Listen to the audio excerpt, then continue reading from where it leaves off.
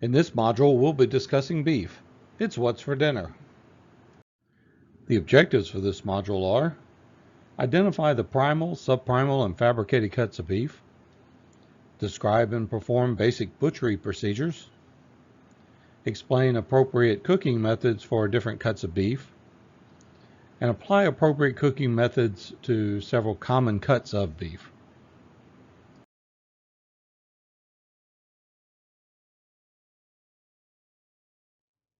Beef is the meat of domesticated cattle.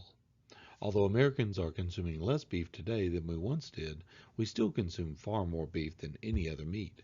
As you can see from the survey from 2016, the United States consumed roughly about 25.9 kilograms per person.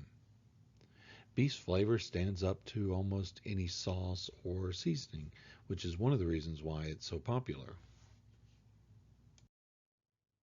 Beef is the third most widely consumed meat in the world, accounting for about 21% of meat production worldwide, after pork and poultry at 40 and 34%, respectively.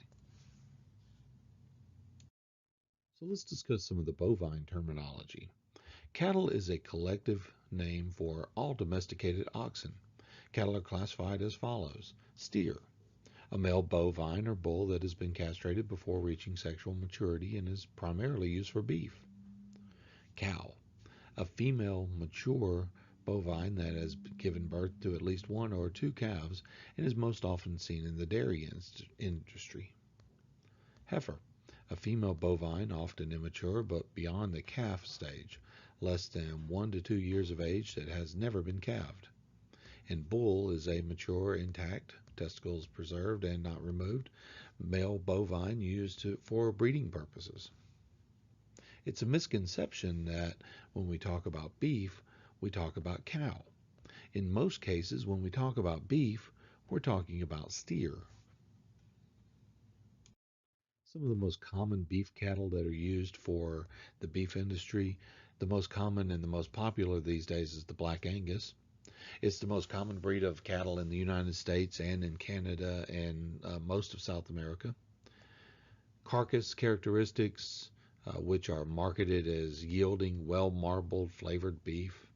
And it came to the U.S. in the 19th century and gained a footing in Kansas area and became very popular in Kansas due to the shipping on railroad hubs. The Charolais, no other breed has impacted the North American beef industry so significantly. Came to widespread use in the United States cattle industry at the time when producers were seeking larger framed, heavier cattle than the traditional British cattle breeds. Hereford. Originating in England, Herefords became very popular in the United States for their early maturity and fattening ability. Dark red to red yellow in color with a white face, Herefords are known for their longevity and for being docile. The Texas Longhorn is an end product of survival of the fittest. It's an offshoot of the Spanish Andalusian brought by Spanish colonists and the native northern Central American cattle. Known for its characteristic horns, which can extend to over 6 feet across. In some of the more northern latitudes and some of the higher altitudes, you'll find the Highlands cattle. With longhorns and a double coat, Highlands require little in the way of shelter, feed supplements, or expensive grains to achieve and maintain good condition and fitness. Cold weather and snow have little effect on them. Highland beef is meat that is lean, well marbled, and flavorful, with little outside waist fat. Probably one of the most iconic cattle is the Holstein. While the black and white cattle are the most popular breed for dairy, Holsteins not used for breeding stock or milk production are raised for their value as beef cattle as well. Beef from finished Holsteins, finished steers have many desirable characteristics and provides a consistent product. Genetic similarities contribute greatly to the consistency of the quality of the beef provided by Holsteins.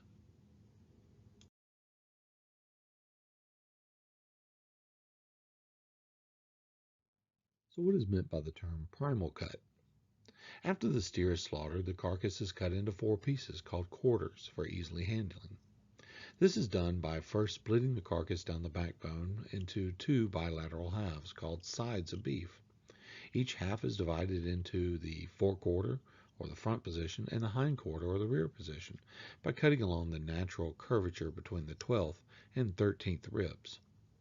The quartered carcass is then further reduced into primal cuts and subprimal and fabricated cuts. Boxed beef is an industry terminology for primal and subprimal cuts of beef that are vacuum sealed and packed into cardboard boxes for shipping from the packing plant to retailers and food service operations. You might have seen these in your local grocery store. Vacuum sealed steaks are very popular these days. So let's talk about fats. Marbling is the whitish streaks of and intramuscular fat. Causes meat to be juicy and tender. It's often said that fat is flavor. What they're actually referring to is fat is tenderness. So this marbling inside the meat, or intermuscular, inside the muscle, or around the muscle, intramuscular, is what gives meat its sense of fattiness, its sense of satiety or fullness, and its sense of richness. The more fat it has, the more higher it's graded. As far as grading is concerned, when we look at marbling, there are several different ways that we can look at it. Moderately abundant marbling is called prime, and slightly abundant marbling is called prime as well, although it's a slightly lower grade of prime. A moderate marbling is high choice, and then a modest marbling is average choice, and a small marbling is low choice. And then finally, at the low end, we have very little marbling. We would call that select. A good way to remember this is prime is obviously the number one. We always want prime. But if we can't get prime, we'll choose choice. And if we can't get choice, we'll get selected select. Another type of fat is called subcutaneous. Subcutaneous fat is exterior fat, the fat layer between the hide and the muscles. This is usually trimmed down to 1/4 inch during butchering. This fat is also really good for rendering for tallow or beef fat. The forequarter consists of four primal cuts: the chuck, the brisket and shank, the rib, and the short plate.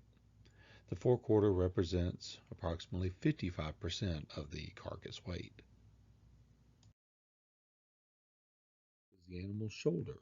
It accounts for approximately 28% of the carcass weight. It contains a portion of the backbone, 5 rib bones, and portions of the blade and arm bones.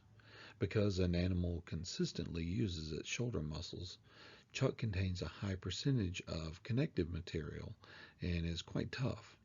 This cut of beef is, however, one of the most flavorful and least costly. The primal chuck is used less frequently than other primal cuts in food service operations. If cooked whole, the chuck is difficult to cut or carve because of the large number of bones and relatively small muscle groups that travel in different directions. When fabricating their own meats, chefs often purchase beef chuck as a chuck square cut, which is a two-piece cut. The smaller of the two pieces, both of which are shown here, is referred to as a shoulder clod or a shoulder. The primal chuck produces several fabricated cuts: cross rib pot roast, chuck rib shorts, cubed or tenderized steaks, stew meat and ground chuck used to make hamburgers, meatloaf, and related items. Because chuck meat is less tender, these fabricated cuts usually benefit from moist heat cooking methods or combination cooking methods such as stewing and braising.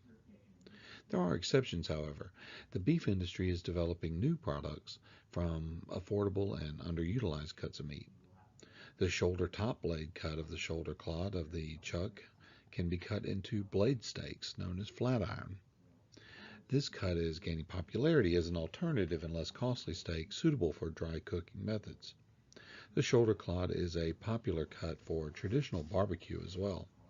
The slow cooking of the barbecue method tenderizes the tough cut of meat. The brisket and shank are located beneath the primal chuck of the front half of the carcass. Together they form a single primal that accounts for approximately 8% of the carcass weight. This primal consists of the steer's breast or brisket, which contains the ribs and breastbone, and the arm or foreshank, which contain the shank meat and bone. The rib and breastbone are always removed from the brisket before cooking. The boneless brisket is very tough and consists of substantial percentage of fat, both intramuscular and subcutaneous. It is well suited for moist heat and combination cooking methods such as simmering or braising. It's often pickled or corned to produce corned beef brisket, or cured and peppered to make pastrami. Beef foreshanks are very flavorful and high in collagen. Because collagen converts to gelatin when cooking using moist heat, foreshanks are excellent for making soups and stocks. Ground shank meat is often used to help clarify or flavor consommes because its high rich flavor and high collagen content. Marrow, the soft tissue in the center of the foreshanks and hindshank bones, is considered a delicacy when cooked and added to sauces or spread on toast. The hindshank is the animal's leg, and the term shank generally is used to refer to either the foreshank or the hindshank.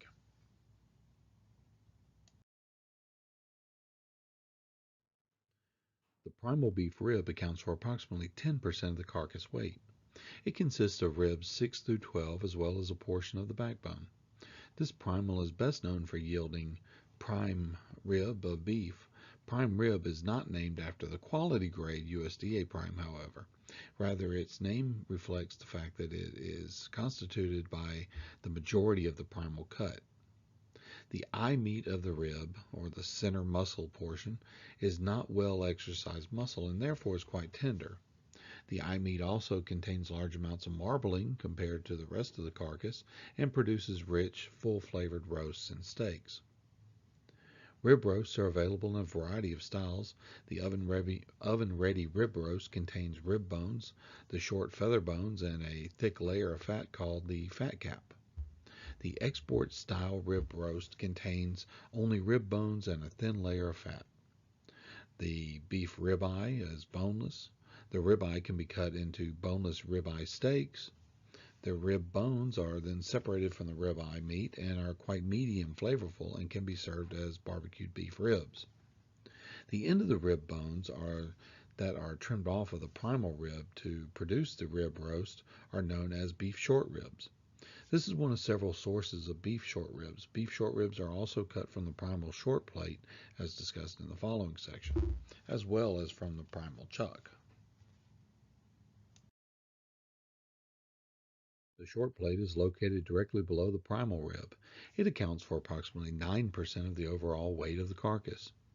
The short plate contains rib bones and cartilage that is the source of the short ribs and skirt steak. Beef short ribs are meaty yet high in connective tissue and are best when braised.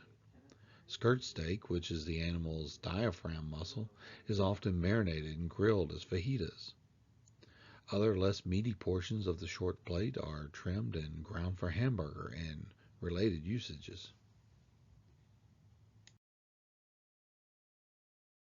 The hindquarter consists of four primal cuts: the short loin, sirloin, flank, and round, and represent approximately 45% of the overall carcass weight. The primal short loin is the anterior or front portion of the beef loin. The short loin is located just behind the rib and the first primal cut of the hindquarter when the side of beef is divided into a forequarter and hindquarter. It accounts for approximately 8% of the carcass weight. The short loin contains a single rib, the 13th rib, and a portion of the backbone. With careful butchering, the small primal can yield several subprimal and fabricated cuts, which are among the most tender, popular, and expensive cuts of beef. The short loin eye muscle, a combination of ribeye muscle, runs along the top of the T-shaped bone that forms the backbone. Beneath the loin eye muscle on the other side of the backbone is the tenderloin, the most tender cut of beef of all. When the short loin is cut in cross sections with the bone in, it produces, starting with the rib end of the short loin, club steaks, which do not contain any tenderloin. T-bone steaks, which contain only a small portion of the tenderloin, and porterhouse steaks, which are cut from the sirloin end of the short loin and contain a large portion of the tenderloin. The whole tenderloin can be removed and cut into the Chateaubriand, filet mignon, and tournedos.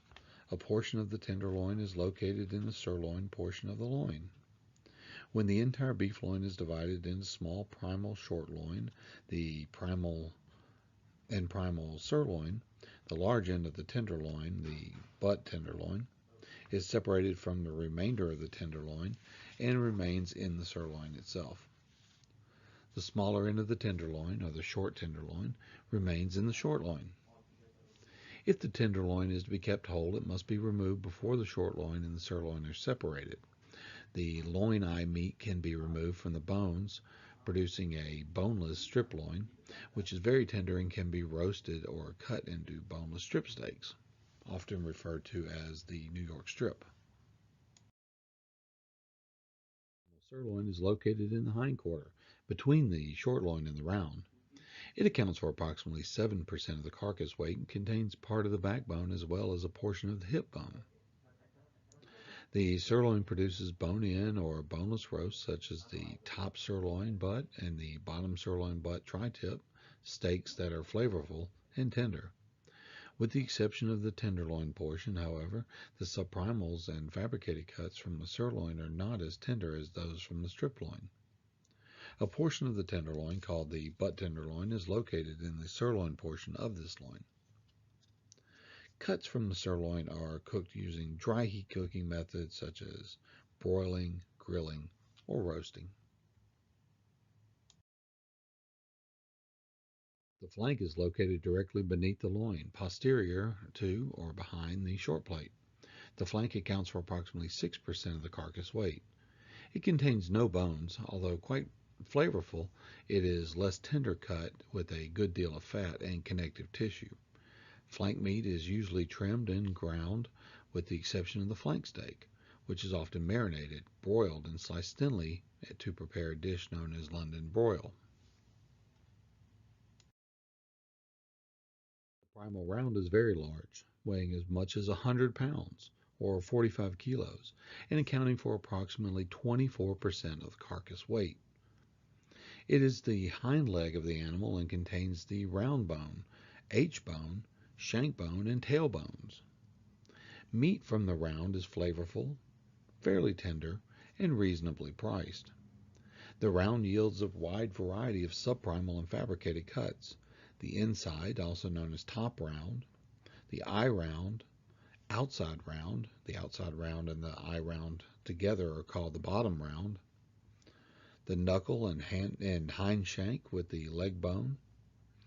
Steaks cut from the round are less tender, but because they have large muscles and are limited in their intermuscular fat, the top round and the knuckle make good roast when cooked rare and sliced thin to preserve tenderness. The bottom round is the best when braised. The steamship round is a very large roast weighing as much as 70 pounds, and it comprised nearly the entire primal round. It's usually roasted whole and carved to order for special events and buffets. It's called a steamship round because of two distinct characteristics. One, when it's cooked, it looks like the chimney of an old steamship is sticking out from the meat itself, and that's the leg bone. The other one is this was commonly used on steamships and cruise ships such as the HMS Titanic, and we all know how that ended. We've used the term fabricated cuts several times, and we want to just touch on them and discuss what they are. These are individual portions of meat cut from the subprimals. So when we think about it, we go from the whole carcass to the half or split down the backbone, to the quarters, to the primals, to the subprimals, and then finally to the fabricated cuts. The fabricated cuts are what you would see on your plate when you send it out to a customer. These include things such as roasts, steaks, and chops. Here you can see some of the most popular steaks from the various different parts of the animal. For instance, starting on the top above the ribs, the short loin gives us the T-bone steak and the porterhouse steak. And you can see where the tenderloin is located just north or just above the short loin. Going clockwise, the sirloin steak comes from the sirloin, which is above the tenderloin. The fillet is from the tenderloin itself. The rump steak is from the round, or rump as it's called in England, and it gives us a more beefy but yet less tender steak. Speaking of beefy and less tender, the flank steak is located on the bottom end. And this steak is unique in that it has very long striations of muscles, and if you cut with the grain, you're going to be chewing all day long. But if you cut across those strands of muscles, I think you'll have a much more pleasant bite. The plate gives us the skirt steak, which is excellent for breakfast steaks and for fajitas. The brisket gives us the beef brisket, which if you're in Texas, that's the only barbecue. The flat iron comes from the chuck, and typically the chuck is used for ground beefs, but the flat iron steak, or culotte as it's sometimes referred, is a very popular restaurant cut these days. However, there is a vein of sinew that goes through it laterally, which means flatly across the inside of it. And if you don't cut this correctly, you can be chewing on this for days as well. The tomahawk and the ribeye steak are essentially the same steak. The difference is the ribeye steak is without the bone, and the tomahawk steak is with the rib bone still attached, and it's called a tomahawk steak because it resembles a tomahawk as far as a hatchet is concerned. Offals are not offal. They are actually used in a variety of different meats. They include things such as the heart, the kidney, the liver, the stomach lining or tripe, sweetbreads, and the tongue, as well as the oxtail and the trotters or forefeet.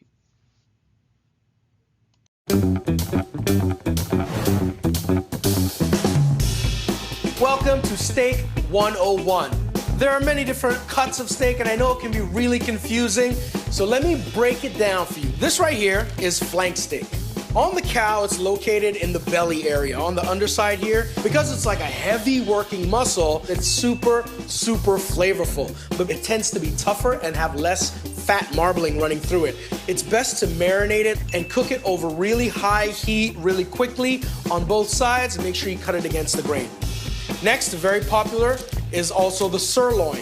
Now this is in front of the buttock of the cow. It's somewhat more marbled, you'll see. It's kind of like a medium working muscle. You want to cook it over a medium high heat. Personally, I like to eat it rare, medium rare at most. So some people will say the king in the steakhouse is the filet. The king of the filet is the Chateaubriand, which is the center cut of a long floating muscle that runs along the back of the cow. It doesn't have a super amount of flavor, but it is very lean and very tender. Now, when you're cooking a filet, you want to make sure you season it well on all sides. A steak like this should take about 8 minutes to cook, 12 minutes at most, depending on the doneness that you like.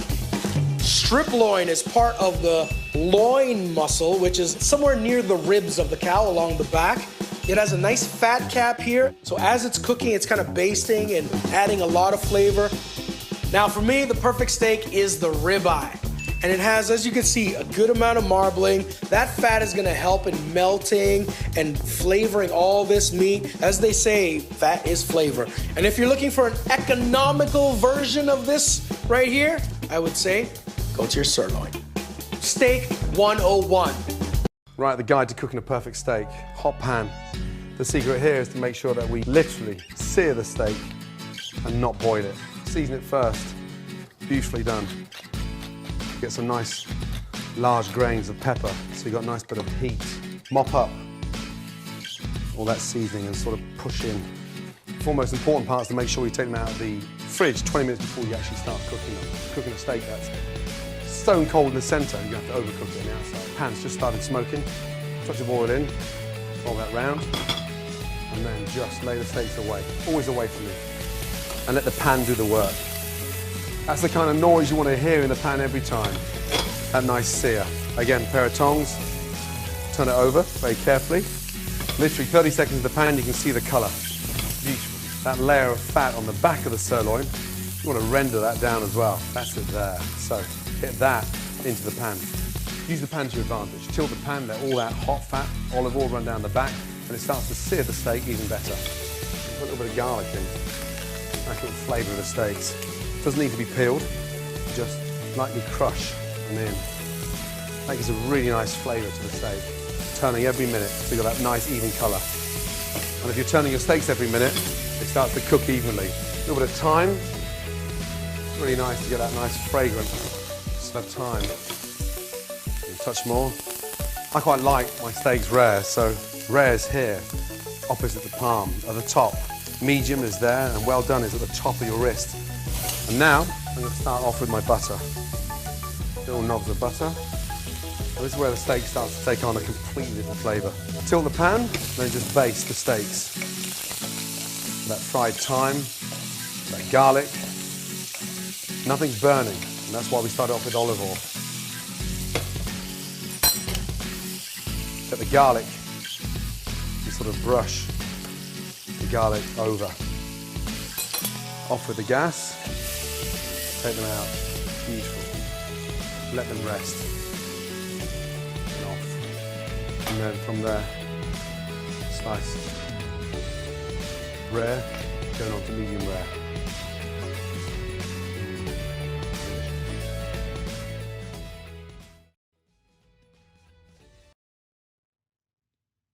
Beef is a major source of protein.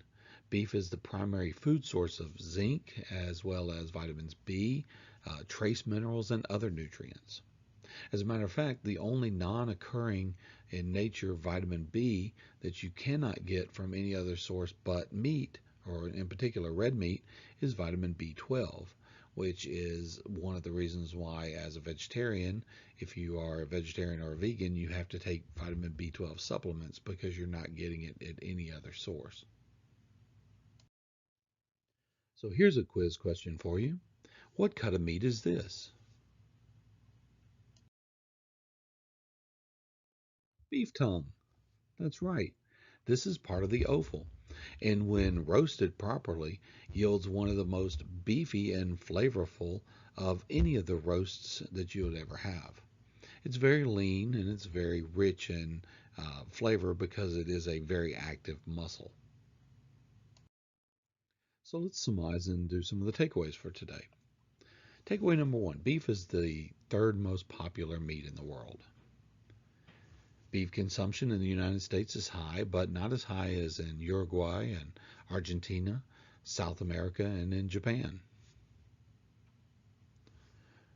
While its meat has many excellent qualities, Black Angus cattle is most popular in the United States thanks to an aggressive marketing campaign. Beef is broken down first into primals such as chuck, rib, and etc., and into subprimals like roasts, and finally into retail cuts, which are smaller roasts, steaks, and chops. Most animal butchery is done through the process called seam butchery, where the butcher follows the seams or natural separations in between muscle groups. Offals are not awful. Some of the most flavorful cuts come from these varieties of meats.